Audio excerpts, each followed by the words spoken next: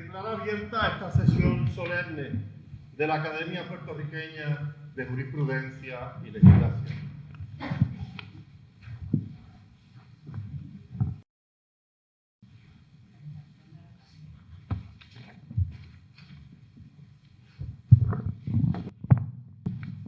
La orden del día consiste de la instalación del licenciado Rafael Escalera Rodríguez como académico numerario, recepción y contestación del discurso de instalación. Oportunamente, el Pleno de Numerarios de la Academia Puertorriqueña de Jurisprudencia y Legislación eligió al licenciado Rafael Escalera Rodríguez a formar parte del grupo de numerarios. Hoy procedemos con la instalación formal. Le ruego a la señora secretaria que presente los antecedentes profesionales del licenciado Escalera Rodríguez. Buenas noches. El licenciado Rafael Escalera Rodríguez obtuvo el grado de bachiller en Artes en Humanidades magna cum laude de la Universidad de Puerto Rico, el grado de Derecho magna cum laude de la Escuela de Derecho de dicha universidad y el grado de Maestría en Filosofía de la Universidad de Harvard. Fue director de la revista jurídica de la Escuela de Derecho de la Universidad de Puerto Rico y recibió varios reconocimientos por sus excelentes calificaciones como estudiante. Al inicio de su trayectoria profesional, el licenciado Escalera ejerció funciones como oficial jurídico del entonces juez presidente del Tribunal Supremo de Puerto Rico y fundador de la Academia Puertorriqueña de Jurisprudencia y Legislación, honorable José Trías Monge, luego de lo cual se dedicó al ejercicio de la práctica privada de la abogacía. Comenzó esta en el bufete del fenecido y distinguido miembro de esta academia, licenciado Lino J. Saldaña. Desde el 1983, el licenciado Escalera ejerce labores de abogado litigante y de asesoría en el bufete Richard y Escalera. Al presente, supervisa en dicho bufete las tareas de litigación general y atiende personalmente la práctica civil en cuanto a la ley anticorrupción, conocida como RICO Act, la ley de distribución de contratos de Puerto Rico, la ley 75, y la ley para reglamentar contratos de representación de ventas, ley 21. Su amplia experiencia en litigación compleja, tanto en tribunales locales como federales, comprende diversas materias, entre las cuales se destacan la comercial, laboral, daños y perjuicios y la relacionada con la reestructuración de la deuda de Puerto Rico. Además de su activa práctica litigiosa, el licenciado Escalera ha sido profesor de las escuelas de Derecho de la Universidad de Puerto Rico y de la Universidad Católica de Puerto Rico, así como conferenciante en materias relacionadas con litigación apelativa. Además, ha colaborado en diversos proyectos y pertenecido a diferentes organismos, entre otros. Fue miembro de la Comisión sobre la Reforma del Código Civil, fue miembro de la Junta de Reválida de Puerto Rico y de la Junta de Gobierno de la Universidad de Puerto Rico. También presidió el capítulo de Puerto Rico de la Sociedad Histórica del Tribunal Supremo de Estados Unidos y presidió la Junta del Museo de Arte de Puerto Rico.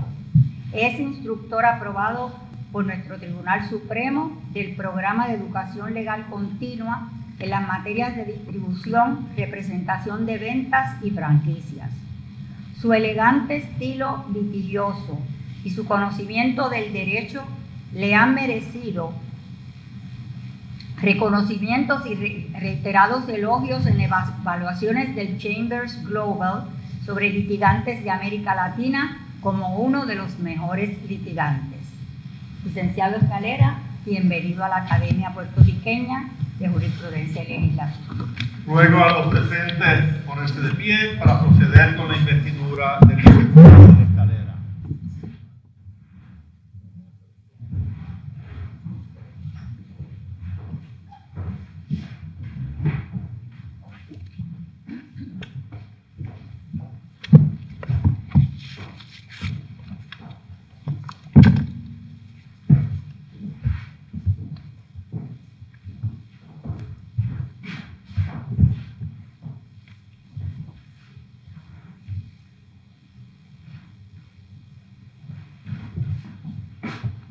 Rico.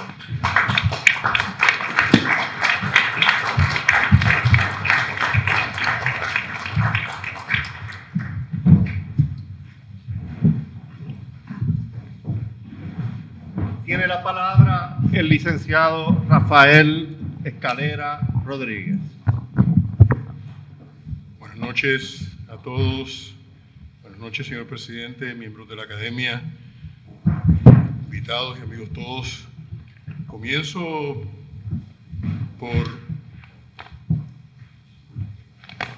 la charla de esta noche, que he titulado Las humanidades en la litigación, reflexiones personales, reconociendo la presencia de dos mujeres sin las cuales no se puede hablar de estos temas en Puerto Rico y en muchos otros sitios tampoco.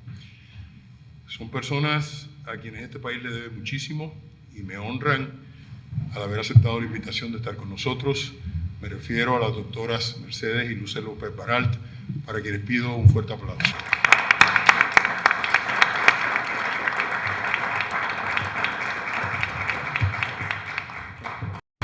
Puede que algunos de ustedes recuerden las tirillas cómicas o cómics que se publicaban décadas atrás. Cuando era niño, pocas cosas me daban más placer. Cortos folletos ilustrados a color contenían historias de superhéroes como Batman, Superman y el Hombre Araña. También existían los que preferían mis padres para mí, los cómics sobre clásicos de la literatura y biografías ilustres. Gracias a estos, tuve mi primer contacto con la Ilíada y supe por primera vez de Miguel Ángel. En el hogar en que crecí, con ambos padres empleados gubernamentales profesionales, no faltaba nada, pero no sobraba nada tampoco. La mía era la muy común familia de clase media de aquellos tiempos. La compra grande de alimentos se hacía una vez al mes, pues todavía se integraban a domicilio perecederos tales como la leche y los vegetales. Eso quiere decir que mis padres peregrinaban por lo menos mensualmente a un supermercado cooperativo que había cerca de la entrada a la Universidad de Puerto Rico, que conduce directamente a la Escuela de Derecho, dato que ni me importaba ni conocía en ese entonces. Lo que sí me importaba era convencer a mi madre que debía incluir tantos cómics como fuera posible, entre las cosas indispensables con las que volveríamos a casa. El precio promedio de un cómic era 5 centavos. Yo los coleccionaba y los leía una y otra vez, fascinados tanto por la imagen a color como por la historia y la conversación entre personajes. Esa fue mi temprana introducción a la transmisión de ideas mediante el diálogo en vez de la narración. También fue mi introducción al poder de las imágenes visuales. Además comprendí que las historias no solamente son el recuento de los acontecimientos, sino también de los pensamientos y emociones de los protagonistas. Los cómics venían con expresiones conectadas al personaje por pequeñas burbujas que indicaban que tal cosa era lo que el personaje pensaba y no lo que decía. Amigos míos de los cómics no me escondían su vida interior como hacían mis amigos de la vida real. Les cuento esto porque de veras viene a cuento. Adscribo a esas tempranas experiencias infantiles la semilla de mi amor por la lectura, mi fascinación por las historias, mi veneración del lenguaje como instrumento indispensable para pensar y para imaginar, mi curiosidad por el color y la sombra y hasta la asimilación de los paradigmas que configuran toda narración. Los cómics me llevaron directamente a mi enciclopedia infantil ilustrada Lo sé todo, que se publicaba en varios idiomas y que en italiano tenía el nombre mucho más acertado de Vita Meravigliosa o Vida Maravillosa. Es difícil de escribir, aunque creo que es fácil entender cómo esos gustos tempranos se fueron complicando para convertir la fascinación por el lenguaje y las historias en un romance permanente con la literatura, el impacto visual de los colores y las formas en las artes plásticas, una curiosidad por la historia, una singular apreciación del lenguaje musical y teatral y una marcada inclinación a buscar refugio y paz en el mundo de la imaginación. En la Facultad de Humanidades conocí varias de las personas más interesantes que he encontrado en la vida.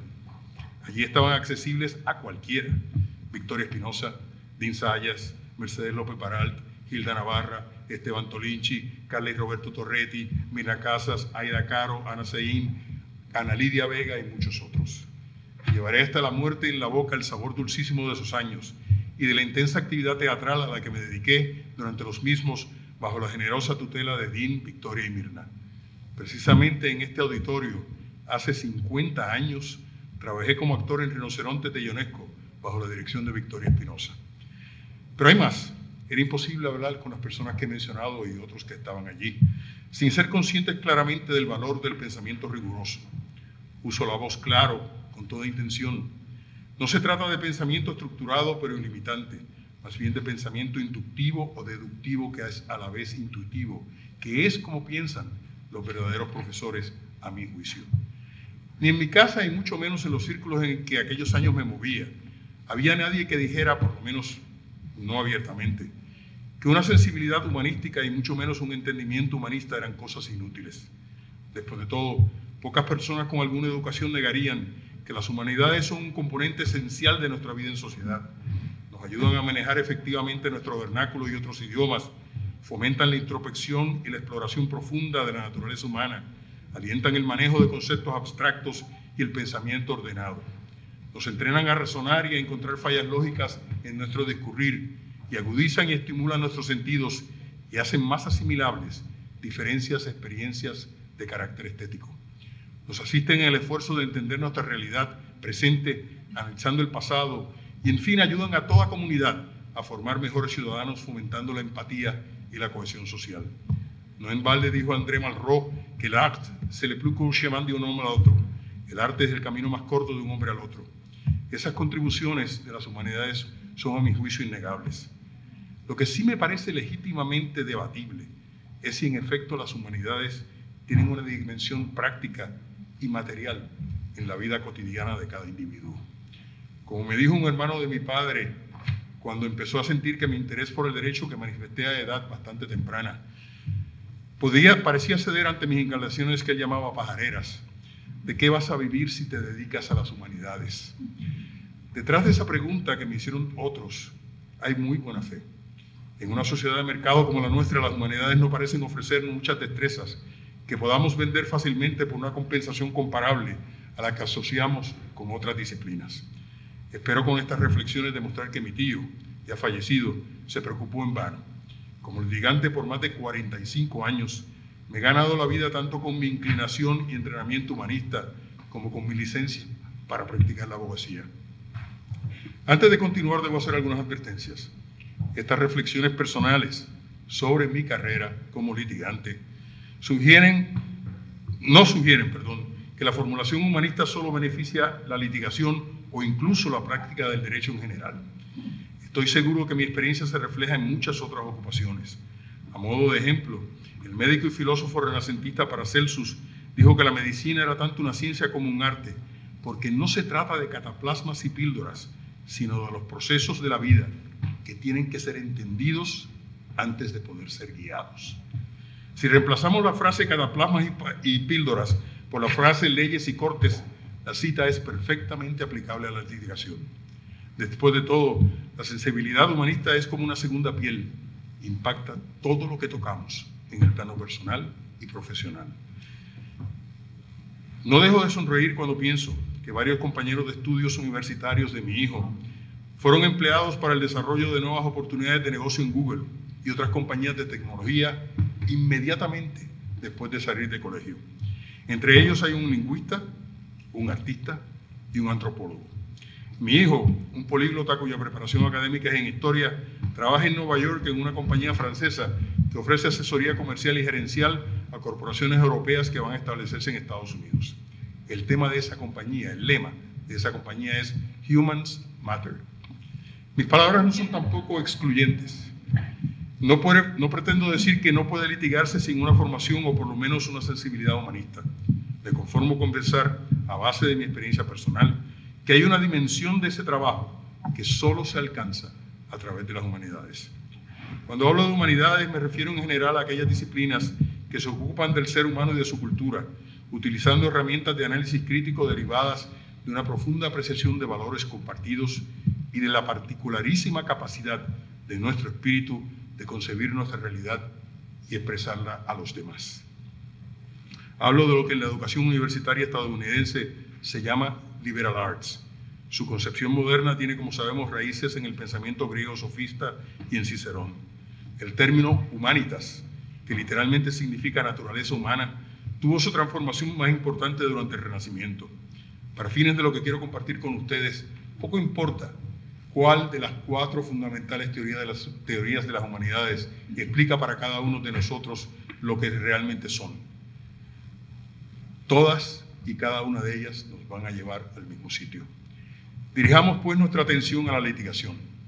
Hagamos a un lado las consideraciones filosóficas que en otro tipo de intercambio resultaría de rigor analizar tratándose de una actividad tan estrechamente vinculada a nuestra idea de la justicia, y concentremos en la litigación como un oficio, que es lo que a mi juicio es, en el sentido más amplio de la palabra.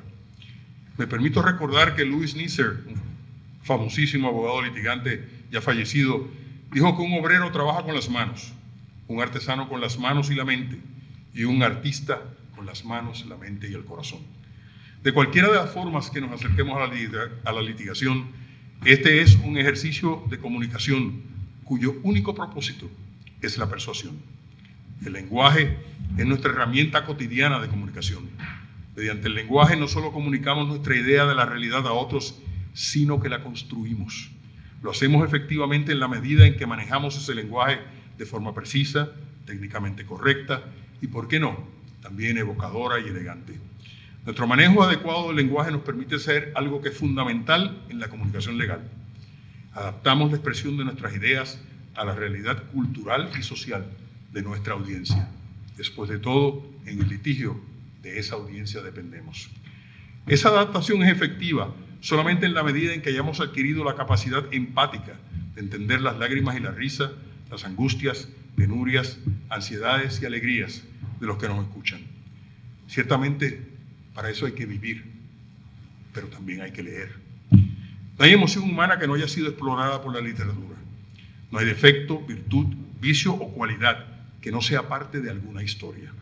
No es casual que Harold Bloom haya titulado su estudio sobre William Shakespeare, Shakespeare, The Invention of the Human. Incluso hay quien dice que si tienes una razonable relación con los clásicos griegos, conoces la obra de Shakespeare y la de Cervantes, conoces a todos los seres humanos. No creo que exagere mucho quien así piensa. El dominio del lenguaje aporta otros sustanciales beneficios a la litigación. Pretende salvarnos del peor pecado de un abogado litigante, ser aburrido. Nos permite además maniobrar por escrito y verbalmente para ser concisos.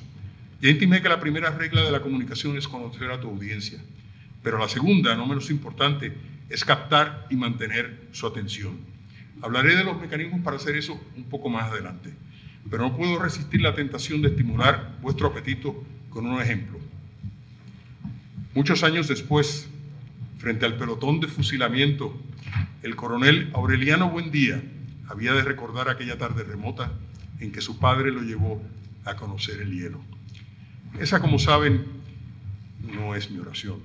Es la oración primera de 100 años de soledad de García Márquez. Después de leer esa oración, no creo que haya forma de parar. El manejo adecuado del lenguaje hace multifacético nuestro acercamiento a la comunicación litigiosa, cuando el conocimiento del vernáculo va acompañado por el conocimiento de otros idiomas. Mediante el lenguaje compartido, los seres humanos fabricamos una realidad que no es otra cosa que un artefacto cultural del grupo social al que pertenecemos. Pero nuestra particular sociedad no es el límite de lo humano. Otras sociedades han construido su experiencia vital a base de lenguajes diferentes al nuestro. Con ese lenguaje para nosotros ajeno, comunican sus diferencias vitales con nosotros, pero sus similitudes también. Dice mucho del idioma inglés que no tenga una voz formal, una distinción entre el usted y el tú, tan importante en el francés y el español, y que you sea la palabra para tú, usted y ustedes. Dice mucho además que no tenga como el español un verbo diferente para estar y para ser, estados ontológicos, como sabemos, muy distintos, y que no sea un idioma preocupado por el género de las personas y las cosas, como lo son el español y el francés. Esas no son casualidades, son maneras distintas de concebir la naturaleza y la realidad humana. Entendiendo las de otros, entendemos y podemos explicar mejor la nuestra y nuestra causa legal. Los franceses no lo recuerdan al utilizar la palabra apprendre, tanto para decir aprender como enseñar. El dominio del lenguaje añade otra herramienta efectivísima al hacer litigioso. Me refiero a la sugerencia. Nuestro ordenamiento evidenciario reconoce la inferencia como una forma válida de prueba, puesto que no hay idea que creamos con mayor firmeza que que aquella de la que nos pensamos autores. La sugerencia provoca en muchas ocasiones resultados dramáticos en los tribunales. Sugerimos con imágenes, ejemplos, preguntas retóricas, metáforas adaptadas todas al nivel de sofisticación de nuestra audiencia. Sugerimos además con lo que callamos, con lo que no decimos, con nuestros silencios. No hay nada como la literatura para enseñarnos a hacer esto. La poesía ocupa un lugar principalísimo en el escarnio de esa tarea. Con vuestra indulgencia voy a citar un ejemplo del autor puertorriqueño Luis Párez Matos que ilustra lo que quiero decir. Un abogado puede y muchas veces debe o incluso tiene que usar términos médicos para definir la depresión clínica. Pero no creo que haya una mejor y más sucinta explicación de la depresión que la contenida en los últimos versos del poema Topografía, que a primera vista tiene como tema la descripción física de un paraje de Puerto Rico. Esta es toda mi historia: sal, aridez, cansancio, una vaga tristeza indefinible, una inmóvil fijeza de pantano y un grito allá en el fondo, como un hongo terrible y obstinado, cuajándose entre fofas carnaciones de inútiles deseos apagados. A mi juicio, ahí está, con lenguaje simple y claro, la topografía de un alma sumida en la depresión. No me entiendan mal, no estoy sugiriendo a nadie que recite en corte.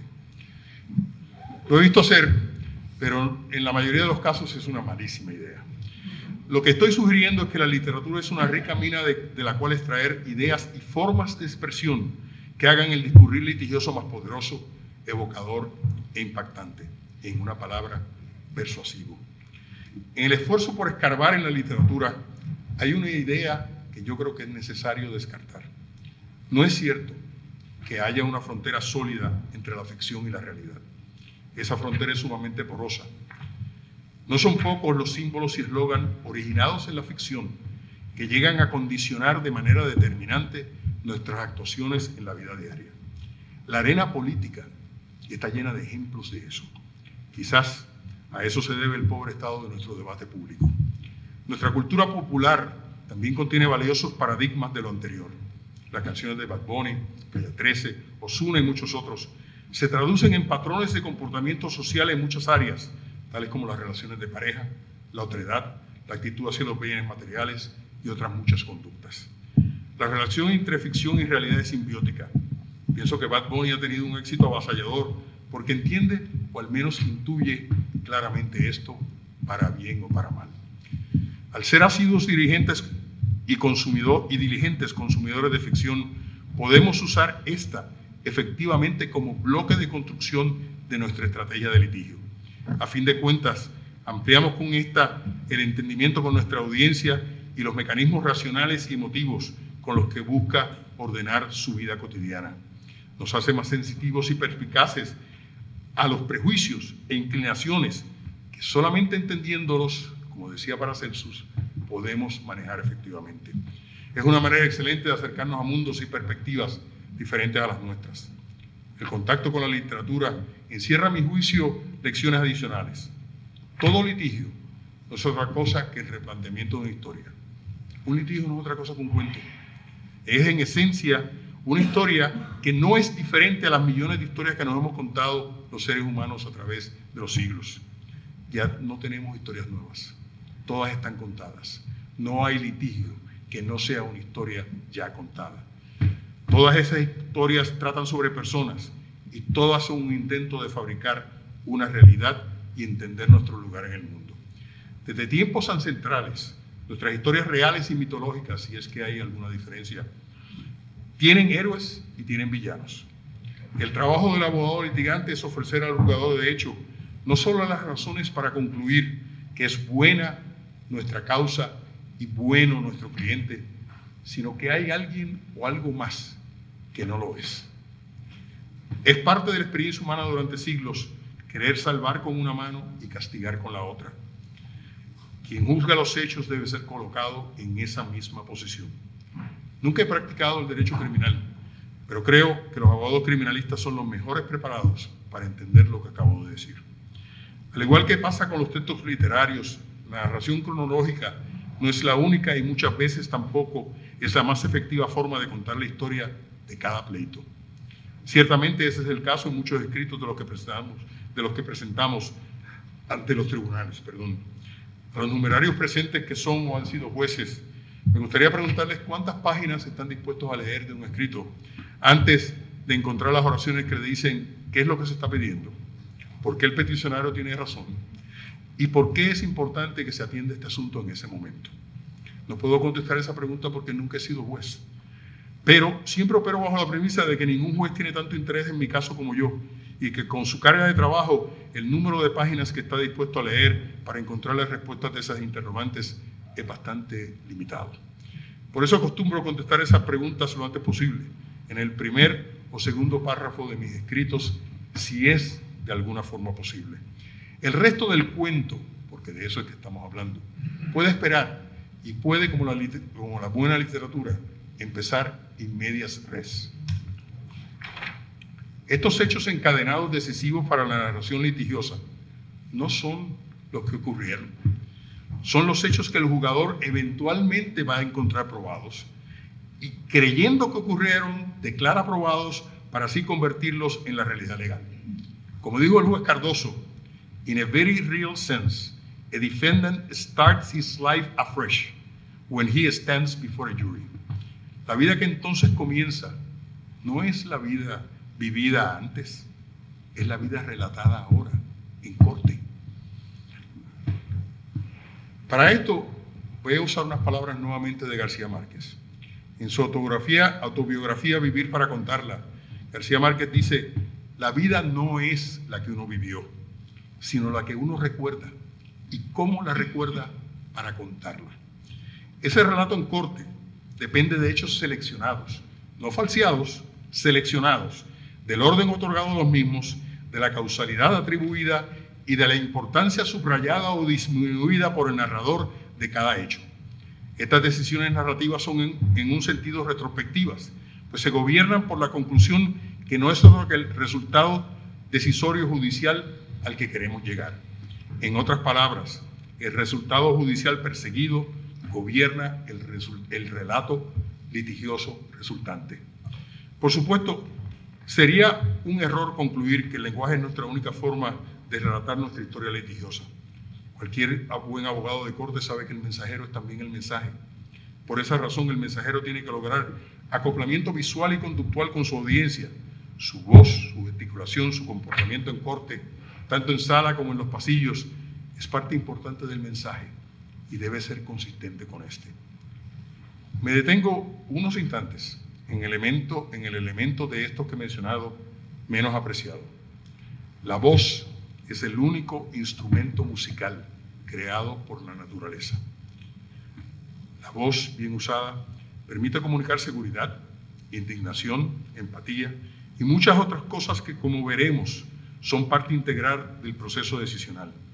No se trata solamente de subir o bajar el volumen, se trata de matizar la elocución y crear atmósfera con la voz. No es en vano que en la ópera los personajes revelan mucho de sí con el registro de su voz, frecuentemente más, que con las palabras que pronuncian. No creo que haya nadie que piense que Caraboudossi debería cantarlo un bajo y Scarpia un tenor. Cierto es que la voz es tan personal como las huellas dactilares, pero la diferencia es que la voz puede entrenarse y así modificarse. No vale la pena entrar ahora en cómo se hace eso. Quiero citar simplemente como ejemplo al tenor moderno con repertorio más amplio. Plácido Domingo entrenó para subir un registro natural de barítono tenor a uno de tenor y cantar muchísimos roles, como saben, en esa tesitura. Entre esos roles hay muchísimos que son enteramente líricos. Aunque su voz se ha oscurecido algo con la edad, les pido a ustedes que juzguen si Plácido tuvo éxito o no. Una voz poderosa y persuasiva lo es también cuando no se usa, es decir, cuando pausamos o callamos. Esta es una manera muy efectiva de llamar la atención, enfatizar lo dicho por decir y añadir un toque de suspenso a nuestra locución. Un gran maestro de la pausa y el silencio es el expresidente estadounidense Barack Obama. Les invito a examinar con esto en mente sus discursos en el Internet. El mensaje que transmitimos con la palabra escrita y hablada en corte y con nuestra conducta no es por mucho uno enteramente racional, y no debería serlo. Son muchos los estudios que sostienen la idea de que en variados contextos, de los cuales ni nos percatamos, nuestra razón, construcción muy humana, por cierto, queda supeditada a nuestras más primitivas emociones. Sí es cierto que un análisis inductivo o deductivo basado en la aplicación rigurosa del derecho a la prueba nos lleva bien lejos y debe preceder la selección del lenguaje. No hay sustituto para la preparación de un argumento coherente con apoyo en el derecho. Nada de lo dicho pretende desmentir esa realidad, a cuya manipulación efectiva asiste la preparación humanista, especialmente en la dimensión filosófica del manejo de conceptos abstractos y de información contradictoria. Aunque se podría contestar débilmente, a mi juicio, que una discusión procesal sobre la sentencia sumaria tiene poco de filosófico, pienso que una sobre la libertad de expresión o incluso la causalidad en daños y perjuicios es esencialmente, fundamentalmente, una discusión filosófica. Pero como dije, los procesos decisorios nunca son enteramente, a veces ni siquiera principalmente, gobernados por la razón, aunque el producto del proceso decisorio se pretenda explicar con la razón. El litigante que olvide el aspecto emotivo del proceso decisorio va a fracasar en muchas ocasiones en las que debería haber prevalecido. No se puede ser un buen litigante sin el manejo diestro de los elementos emotivos del drama. Una buena actuación nunca es meramente la elocución cuidadosa de líneas bien escritas. Los buenos litigantes deben también mucho al baile y a la música, aunque parezca increíble. Una de las mejores abogadas de apelaciones con las que he tenido el privilegio de trabajar, Kathleen Sullivan, me dijo una vez que un argumento oral era como el jazz. No puedes hacerlo si no sabes improvisar. Obviamente no estoy hablando de sustituir la preparación con la improvisación. Estoy hablando de no excluir de la preparación la posibilidad de improvisar. De similar forma, la comunicación litigiosa, escrita y verbal requiere un profundo sentido del ritmo. Nuestra expresión debe tener exposición, desarrollo, clímax y desenlace encadenados por el ritmo efectivo. Especialmente en la argumentación oral, no todos esos elementos están siempre bajo nuestro control. Por eso es que la improvisación y el sentido del ritmo van de la mano. Recuperar el segundo es retomar el control. Quizás nada ilustre esto mejor que la diferencia entre el examen directo de testigos y el contrainterrogatorio. El primero, el examen directo, es un ballet en que la prima bailarina es el testigo y el rol del abogado es simplemente sostenerla. El segundo, contrainterrogatorio, es una salsa, en todo sentido, en la que el testigo realmente es el abogado, no el que está sentado en el estrado. El testigo es el abogado y la persona que ocupa la silla está allí para, con sus respuestas, sumamente controladas por un buen examinador, servir de apoyo al mensaje de la parte que contrainterroga. Se trata de un baile corto y contundente que obliga con frecuencia a cambiar de dirección y ritmo dependiendo de la respuesta obtenida. Se contrainterroga solamente en las áreas en que el testigo va a decir lo que queremos o va a ser impugnado de manera decisiva. A lo demás, uno ni se acerca. El contrainterrogador efectivo sabe que la credibilidad es como el amor, difícil de ganar y fácil de perder. La credibilidad se construye con el directo y se mina con el contrainterrogatorio. Son dos bailes muy diferentes y con ritmos, énfasis y roles diferentes para el abogado y su posible hasta con vestuarios diferentes. El abogado procura ser el actor principal del contrainterrogatorio y un mero extra de última línea en el directo. Nada de lo que he dicho hasta ahora pretende obviar que nuestro oficio no puede ignorar las maneras visuales de comunicación. Después de todo, se estima que entre el 75 al 85% del conocimiento que adquirimos durante nuestras vidas entra visualmente. De ahí la máxima popular de que una foto vale más que 1000 palabras. Thomas Green, ese extraordinario abogado de corte, me dijo una vez que si te tienen filmado, ríndete. Soy un fiel creyente en el uso de las ayudas visuales. No estoy hablando de esa invención diabólica y repetitiva que es el PowerPoint. Estoy hablando de la capacidad para resumir información en una gráfica y para entender el carácter emotivo del uso de los colores y las formas. Rafael, uno de los coloristas más geniales de la historia de la pintura, podía pintar las escenas más agónicas sin que los lienzos resultantes comunicaran al espectador una sensación de dolor o angustia. En contraste, el tratamiento por el Greco de temas muy similares es absolutamente diferente. En la pintura moderna, David Hockney y Francis Bacon ofrecen un contraste aún más dramático. Me refiero pues a desarrollar la capacidad para pintar las ideas y las emociones que queremos comunicar. Pintando mostramos, sugerimos en vez de decir. Soy un gran admirador del profesor de la Universidad de Yale, Edward Tufte, y de sus libros Beautiful Evidence, Visual Explanations, Envisioning Information in the Visual Display of Quantitative Information. Recomiendo estos libros aún a aquellos que no tengan interés en los aspectos técnicos de la presentación de información de forma visual.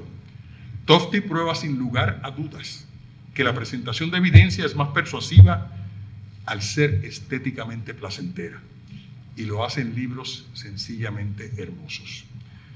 Curiosamente, esta comprensión del valor de la visualización de información reviente e impacta el examen oral de testigos durante la deposición y el juicio. Me explico.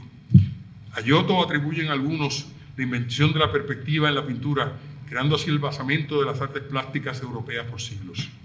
Esa invención, como toda creación humana, es producto individual y a la vez grupal y circunstancial. Giotto es, como todo genio, resultado de su tiempo.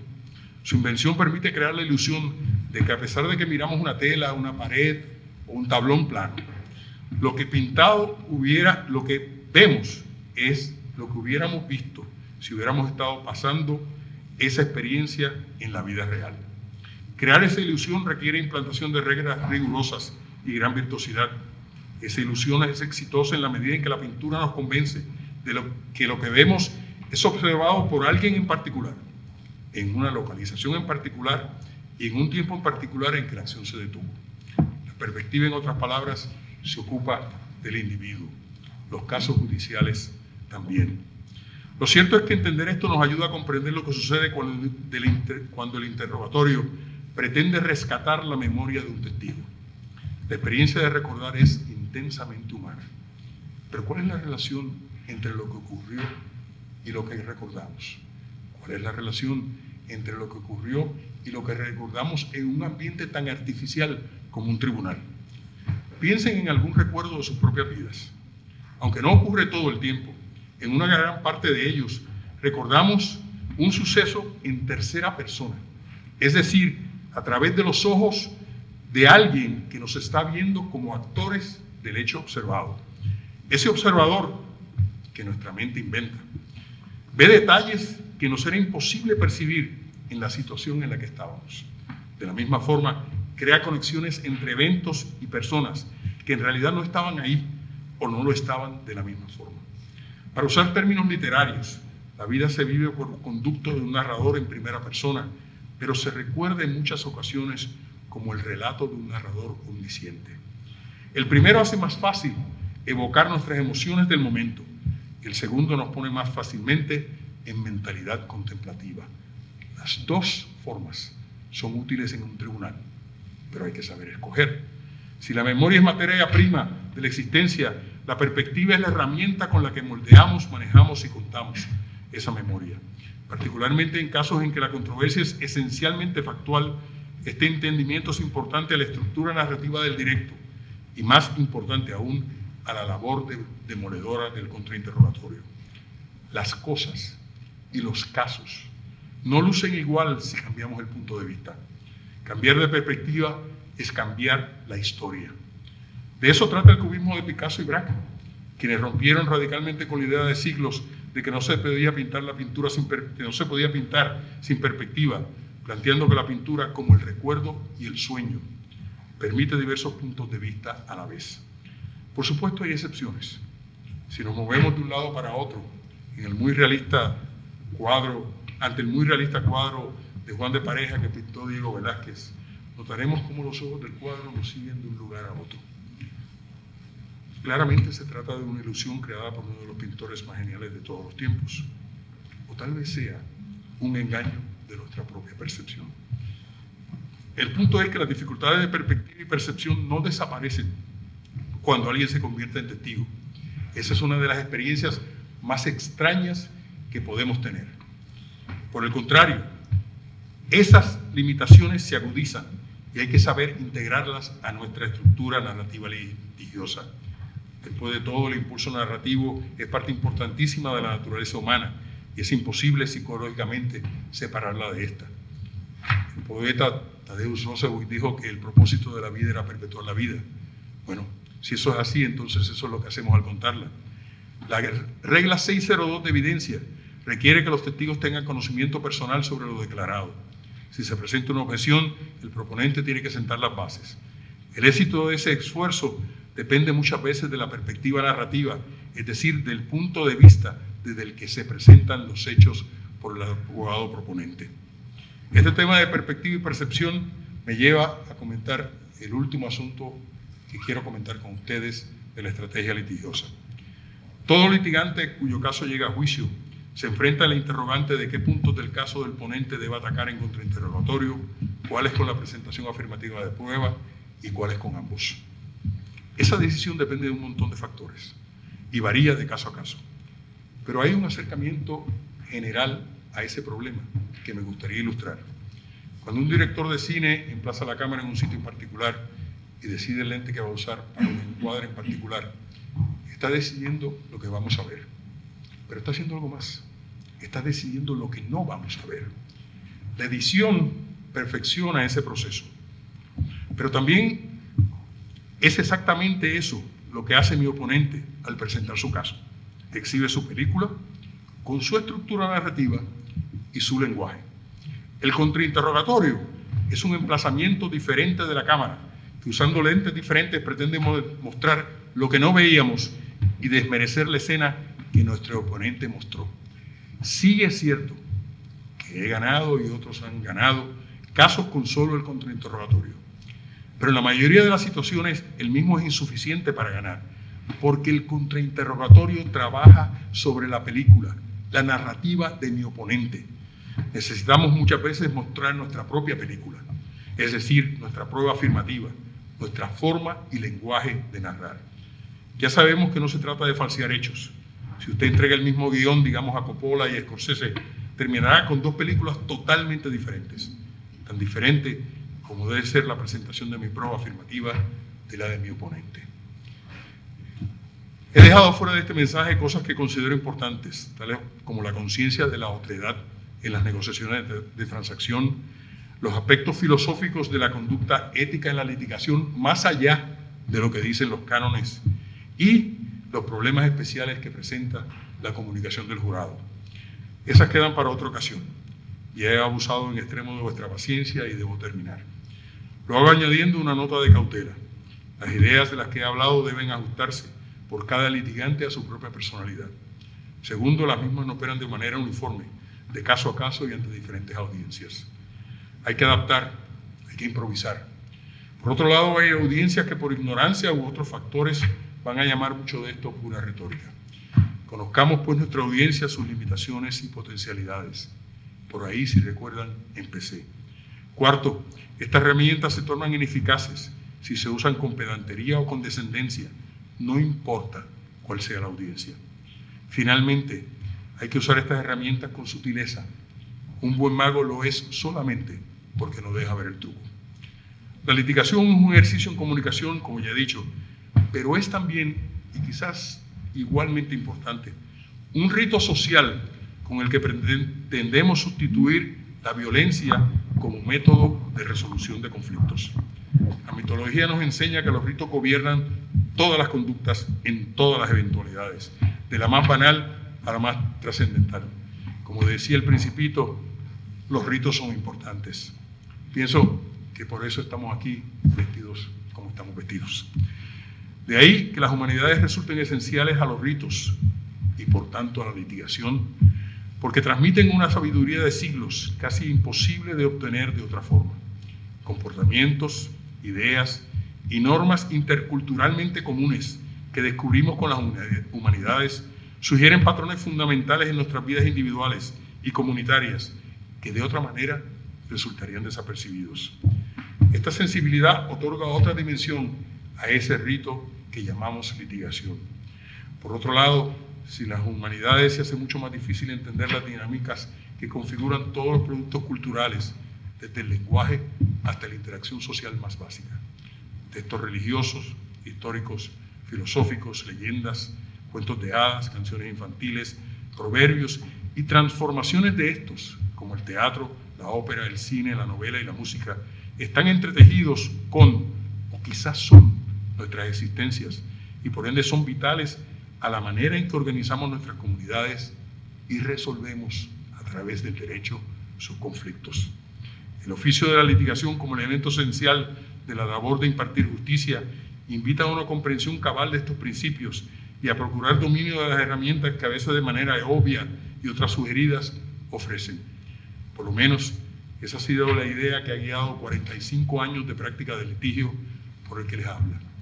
Muchísimas gracias por su paciencia. Señor presidente.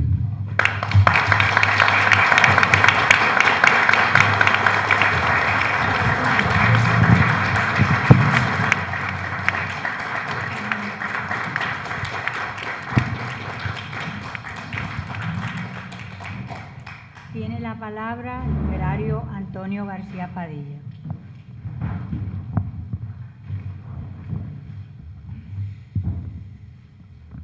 En mayo de 1954, Paul Clausen, un escolar de apenas 12 años de edad, tuvo el arrojo de escribirle una carta a Felix Frankfurter, el gran jurista del siglo XX, entonces magistrado de la Corte Suprema de Estados Unidos. El joven Clausen era estudiante de escuela intermedia en el estado de Virginia. Sentía interés por la abogacía. Andaba en búsqueda de orientación sobre sus inquietudes y, ¿qué mejor?, decidió pedir consejos a Frankfurter sobre los pasos que debía tomar en preparación para la carrera que tenía avistada. Frankfurter le contestó de inmediato. Le dijo así: "No one can be a truly competent lawyer unless he is a cultivated man. If I were you, I would forget about any technical preparation for the law.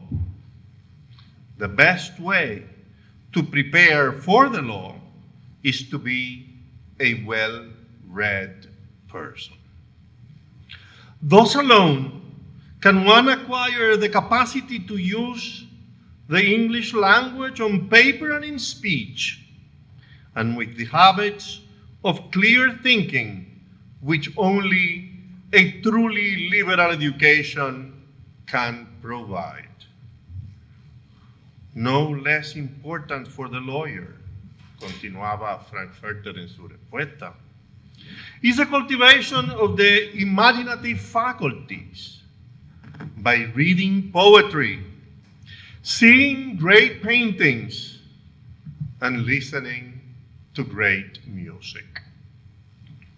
Stock your mind with the deposit of much great reading, and widen and deepen your feelings by experiencing vicariously, as much as possible, the wonderful mysteries of the universe. And forget about your future career."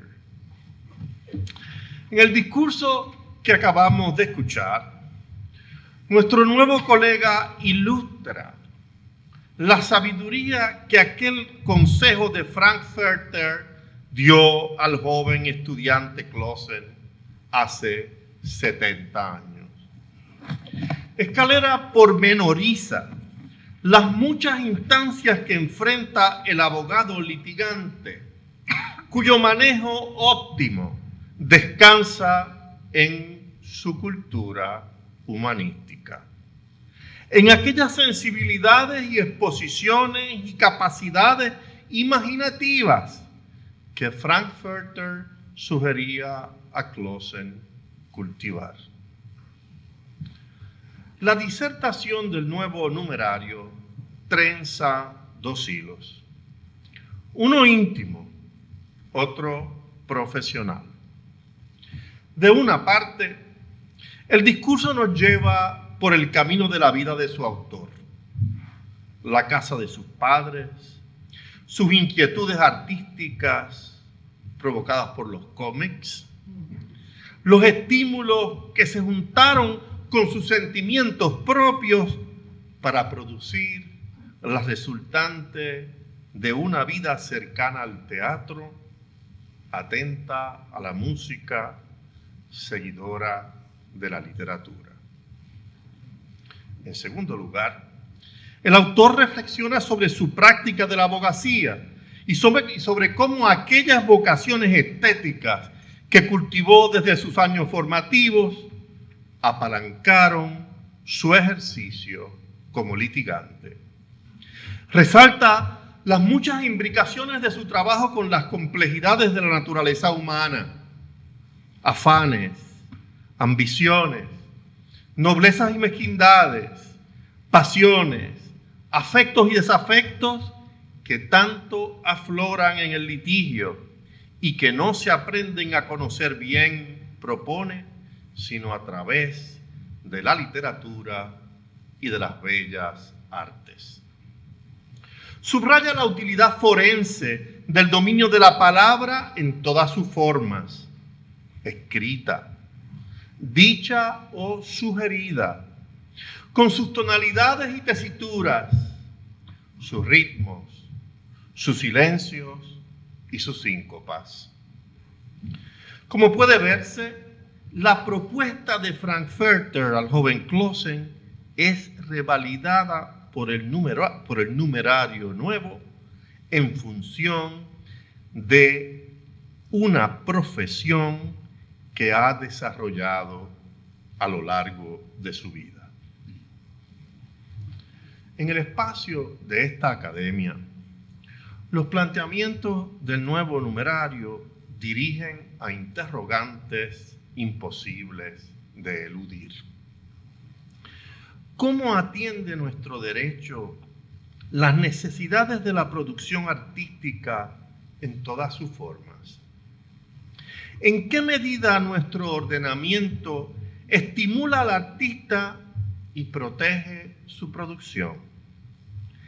¿Qué papel juega el litigio, tema sobre el que se ha hablado hoy, en todo ese tinglado? El tema del litigio es importante, porque la litigación no es solo el escenario en donde las aptitudes humanísticas de la abogacía se muestran en adelanto de posturas forenses.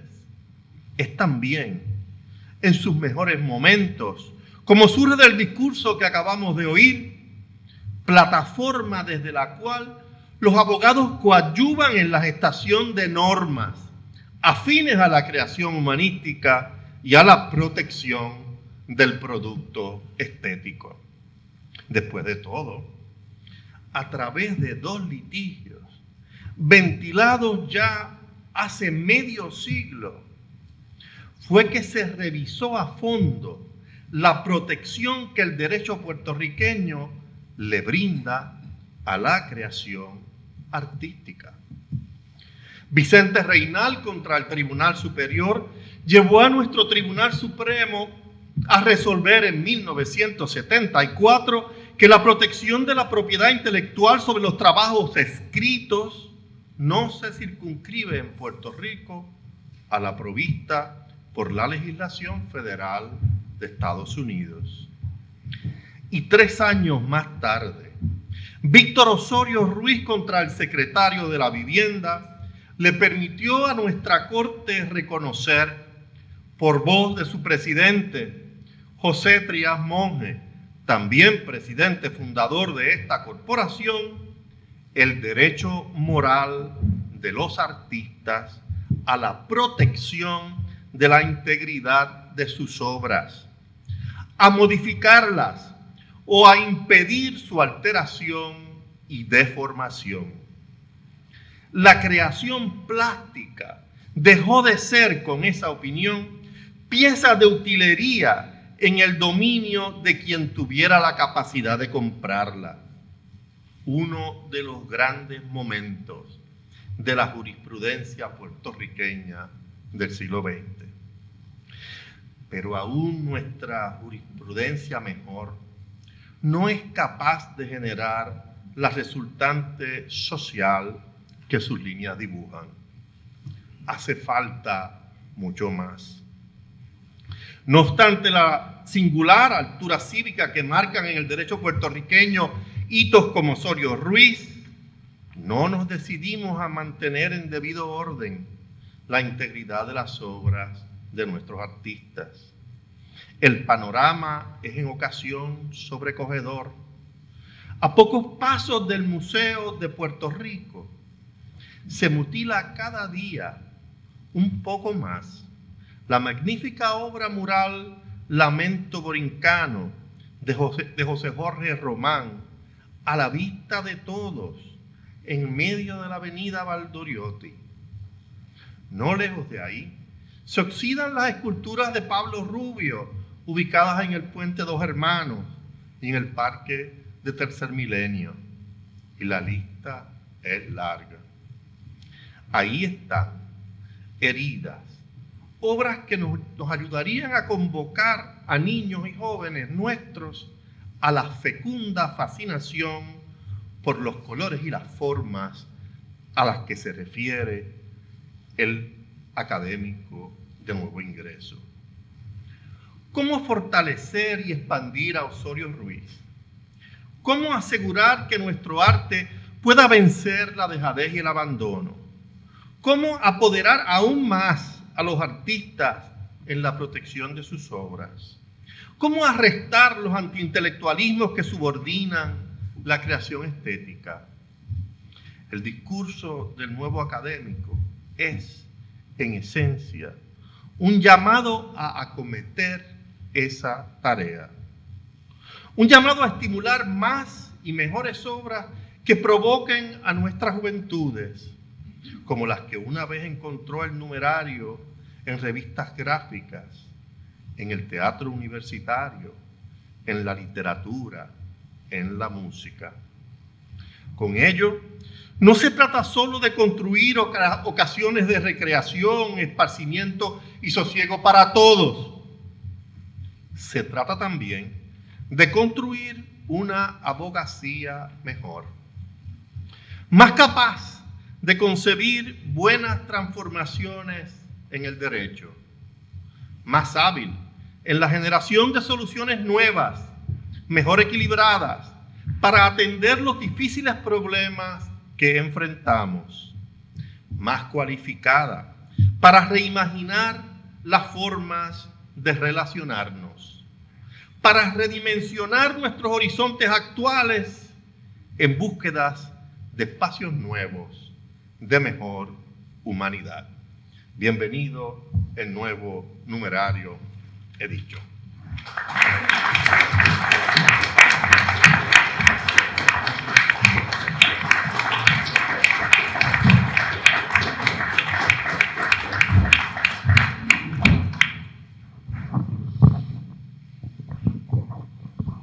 Se ha concluido, señor presidente, con los trabajos dispuestos para la sesión solemne de esta noche.